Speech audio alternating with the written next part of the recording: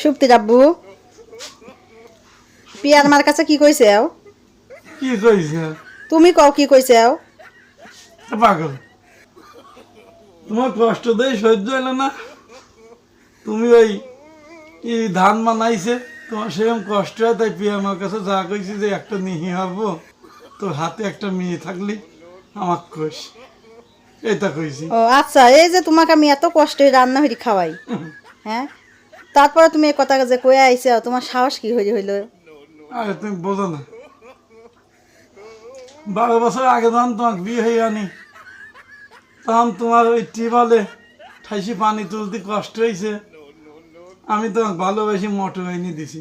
হ্যাঁ, তারপরে চুলায় তুমি লাকড়ি দিত ভাত নাচবি লাগলে তোমার কষ্ট হইলে তুমি গ্যাস এনে দিছি। হ্যাঁ দিছে এখন আবার তোমার ওই ধান তুলতে কষ্ট হইলে তুমি, আমি ওই ভালোবাসি পিয়ার মাখাটা কইছি যদি একটা মেয়ে চালাইনি দেয় তোমার সাথে কাজে সহজ হইতে হইলে এই আর কি।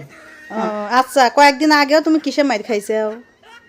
এর মধ্যে আবার হ্যাঁ, এর মধ্যে আবার মা আসতেছে কে? না কও, কয়েকদিন আগেও যে তোমাকে মারিছি, কিসে মারিছি কও, কি দিয়ে মারছি? তখন তো ফুল জানিয়েছিল।